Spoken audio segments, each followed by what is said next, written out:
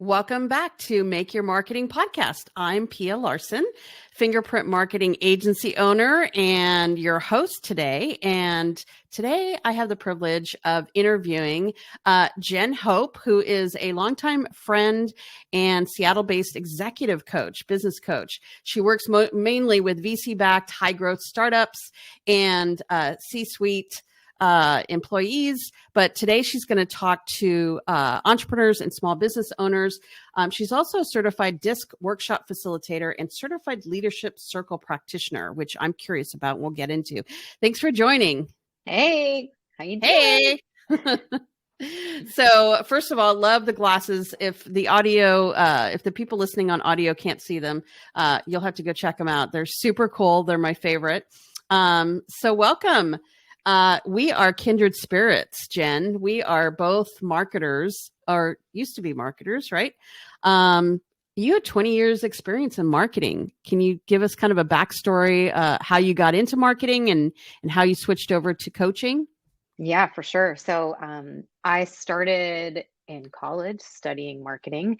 I had spent my first couple of years of college studying psychology and ended up after a conversation with my dad, who's very wise and also spent 30 years working in finance for GE, that I needed to change my major because I was never going to make enough money in this psychology business, as he put it. Dads are so smart, aren't they? Right? So wise. And look at me right now, like 25 years later, still here working in psychology again. But you know, with this combination of skills. So I think the story starts a long time ago. Also, while I was still in college, I started working for marketing companies in early days of a website. You may remember this, Pia, Commission Junction, where we were trading clicks for 2 cents into the travel industry. So my days in marketing, and particularly in channel marketing, started a long time ago, pre-Google. And I really worked in whatever was cutting edge. So early days of social, early days of PPC and AdWords and SEO, and then moved to Seattle because there was a hub here of SEO folks. And I thought that was real cool. And it was one of the reasons that I was really inspired to move here. Thank Rand Fishkin for inspiring me to come to Seattle. Love Rand. I didn't know you realized that you knew him. I'm interviewing him on the podcast next month. He's awesome. He's awesome. Yeah. And so he, just him being here and the community of SEO folks that were gathered here was really inspiring to me. I also was a part of what was called Social Media Club back in the day. Were you a member of Social Media Club when we used to meet in person and talk about social media? No, that's so foreign to me. I know. We used to meet in person and talk about social media. Imagine that. And so early days of kind of what was ever kind of cutting edge in marketing, and then ended up really spending a lot of time in the startup world. So growing marketing teams, growing and scaling different organizations in startup organizations in the Seattle area for a handful of years, and then went out 8 years ago and started this executive coaching practice. Yeah. So coaching, so leadership coaching seems to be kind of a buzzword right now for many reasons. Not that it wasn't around, for a while now, but it seems to be more important and at top of mind with business owners and people that lead teams. Can you kind of talk about why it's so important today? I think the highest level down in, yeah, when we are trying to achieve business outcomes, we are limited by our leadership. Right? Our business is never going to outperform our leadership. And I think the science and the data is proving that time and time again. And we have more information now than ever that says that the performance of our organization cannot outperform our leadership. And that's it all. It's not the individual, it's the collective leadership. Right. And so we're seeing really the force that is leadership effectiveness and how that ties to business outcomes. And that starts with a couple of things like self-awareness. And imagine that. Such a low bar, right? Right. Imagine that, which we really don't always understand. And so a lot of the work that I do is helping folks understand their behavior, the impact of their behavior, how competent they are as leaders, and I have them do things like I know you're talking about leadership circle, and really help them understand, like qualitatively understand the effectiveness of their leadership, and then be able to turn that into behavior change. And so I nerd out on micro actions and how do we how do our thoughts create our behaviors, and how do our behaviors impact other people? And so this is what I do every day. And what we see is that the more effective that we are as leaders, the more effective the folks are around us, the more aware we are of our own reactive tendencies, and the more that we can actually impact business change, in the long run. And I think what you're saying is really important about self-awareness. So, back in the day, it's like, well, I have my team, here are the tasks, here are our policies, here's what our goals are, and that's it. But I mean, we're all dealing with individual humans and with different personality, different skill sets. And I think leaders are starting to really tune into that. And their team is their biggest asset. Some clients that I talk to, it's like they would be nowhere without their team. So learning how they lead, and taking those assessments is really important. What else do you think is really important to keep in mind besides, learning about what type of leader I am? I think honing the balance between the task and relationship, Mm-hmm. where, like, what does that really mean? How does that break down into, do I need to develop as it in my mentorship? Do I need to develop in my interpersonal skills? Does that mean that folks see me as courageous and authentic and integrous? Am I somebody who leans more into the task? Am I purpose driven? Do I understand how to achieve results? Am I incredibly decisive? And do I need to balance those? Are there areas where I may lean one way or the other just based on, my orientation? Do I prefer to focus on the task because that feels, slightly more objective and more tangible? Or do I rely on the relationship, and could I achieve more by leaning into some of that balance? So I think there's a sense of, like, your orientation as well, Mm-hmm. and you can focus on that, and you can focus on, not changing ourselves, but leaning towards being more effective, if Yeah. if that is feasible, right? And if Relying on our that's, strengths. yeah, and Yeah. our strengths, right, being overdone, turning to liabilities, can, Yeah. we all know how that goes. Right? Yeah. Yeah. And putting people in the right spots where they need to be and where they're happy, right? That's what a concept, right? That you can be happy with your position at the firm or the way you're being led, and to help grow the firm. Um, what would you say are some of the characteristics besides self-awareness, um, and leaning in? What are some characteristics of a good leader today that you've seen? And it doesn't have to be small business. It could be like, higher level, larger firms. Yeah, I mean, I don't know about your journey, but the folks that I've worked with who are the most inspiring to me are folks who are courageous and authentic. Mm, And I have seen these folks and worked with these folks.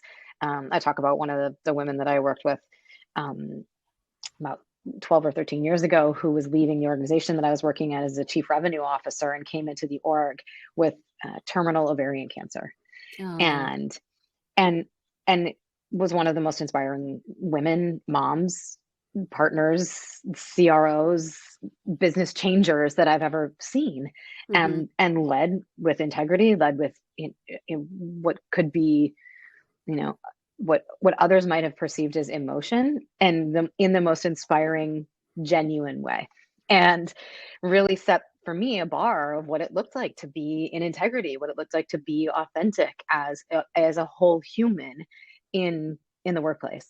And yeah, go ahead. You're gonna say something, oh, well, I was just thinking the word that comes to mind when I'm hearing you speak is vulnerability. right? So vulnerability, I'm finding in my journey, is super important as a leader. And it's no longer about, oh, I can't be vulnerable because then I'm seen as weak and not a good leader. I mean, that's what that sounds like. That her success was part of that, was the thought For authenticity was being sure, vulnerable. for sure. So real. I mean, heartbreakingly real, right? Yeah. When you're in that scenario and you are a mom and a parent and a leader and a partner, and so vulnerable. So that is definitely that's one of the, from a story perspective, I think about that, and then I go to some of the research that I've seen, and purpose and strategic vision shows up Hmm. as, like, some of as the competency, like leadership competency, that is highest correlated to leadership effectiveness. Like flip side of that, being passive is actually Mm-hmm. the most negatively correlated to leadership effectiveness. So that's something to think about. If we have a tendency to kind of be compliant or lean out on Mm-hmm. decisions, we Mm-hmm. can know that that is Dial it in. yeah, negatively affecting our relationships, right, and our productivity and our effectiveness. Yeah. I just lost my thought. I was thinking when complacency. I know that some of our listeners are probably dealing with burnout right now, and yet they have a team to lead. What do you say to them? Like, because purpose, you have to have a purpose, and you have to reconnect with it almost daily. In order to keep growing. What do you say to people like that? What's some inspiration you can give them? I mean, I go to like, what are the tools versus what do I say to them? So, like, what Okay. tools are they using? What, do they walk? Do they journal? Do they have a spiritual place that guides them? Like that to me is, if we're dealing with burnout, what are the resources that we have from a mental health perspective? What therapists are we talking to? What spiritual people are we talking to? What support systems are we? That would be some of the places. Like, I don't know that a pep talk Yeah. is going to guide, really, right? Or a Because business book, right? right, like at that point, I mean, if we're truly talking about burnout, Hmm. what is most important? And so, like, exercises of priority and really defining for ourselves. When you talk about purpose, you talk about vision. What is highest purpose for that individual? Is it family? Is it Hmm. impact? Is it legacy? And then we can come to, what is truly guiding. But I look to the bigger kind of underlying, what is really there that's guiding this burnout. Is there truly depression? Is there, truly anxiety? Do we need to look deeper into what's truly at play from a mental health perspective there too?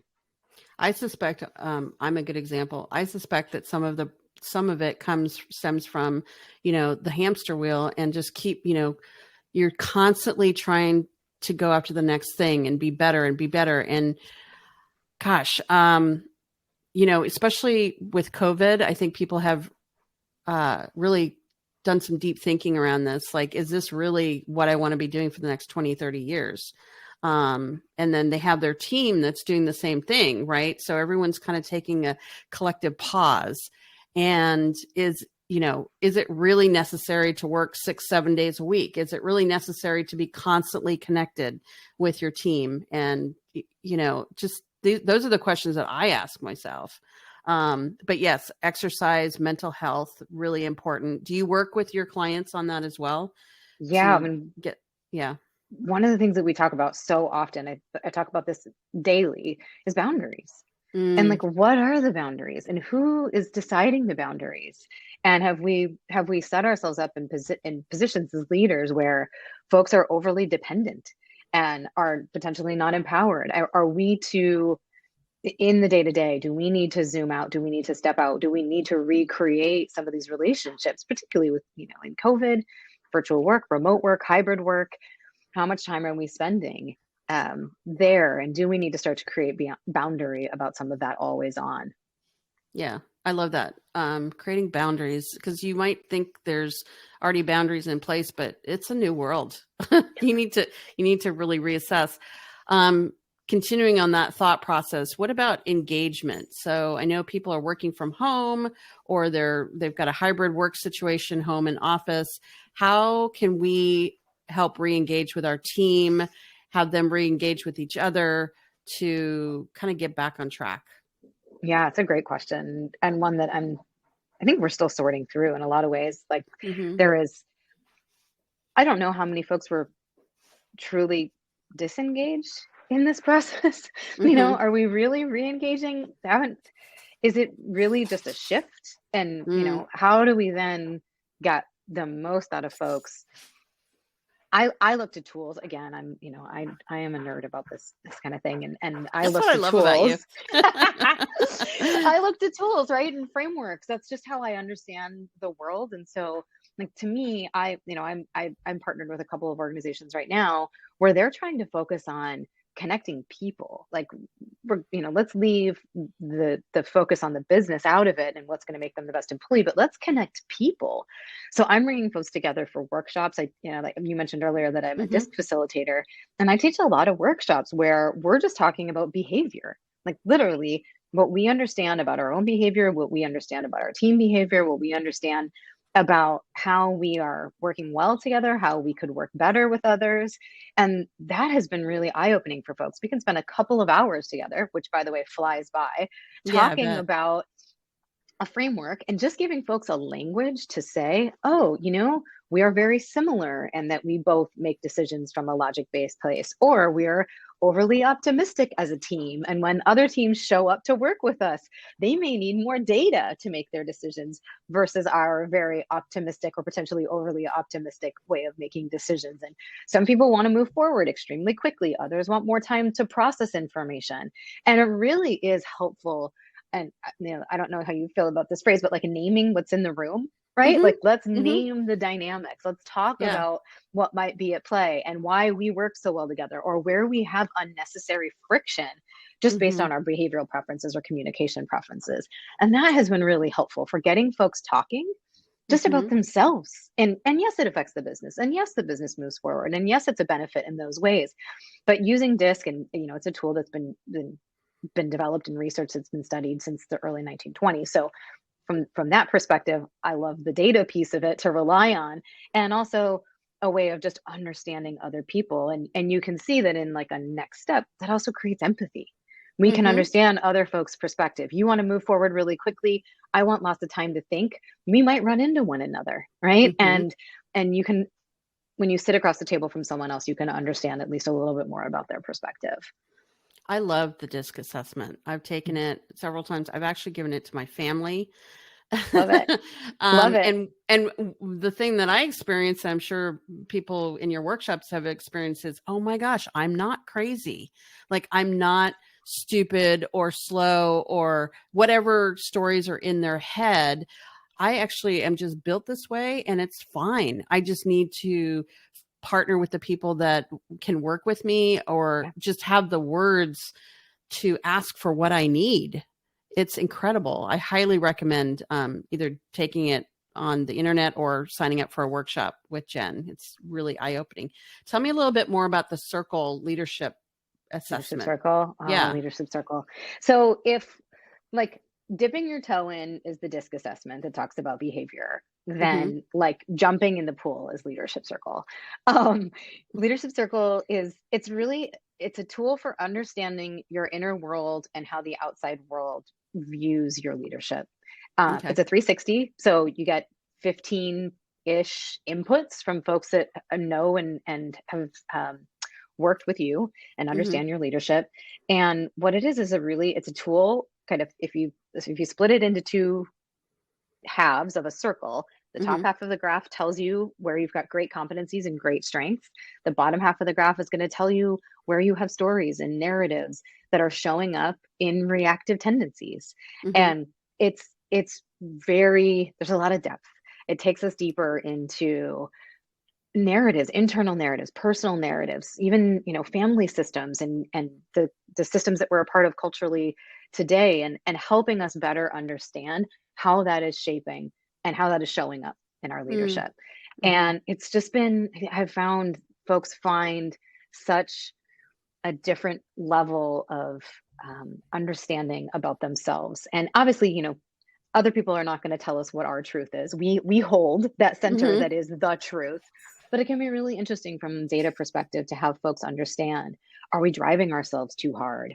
Are we not giving ourselves enough credit? I see this often when we are type A, when we are really go-getters, like you're talking about your Mm-hmm. personality Mm-hmm. type Pia, like when we have such high expectations of ourselves, then to see and have data, right? Other Mm-hmm. people's input that says you are rocking it in Yeah. these areas. Give yourself Yeah. some credit, and Yeah. we've got strong inner critic working against us, right? It can be really helpful. It can be really helpful diagnostic to say, hey, we all have reactive tendencies. We all have places that we can grow. We've all got some overextensions, right? Where we double down on strengths and turn them into limitations.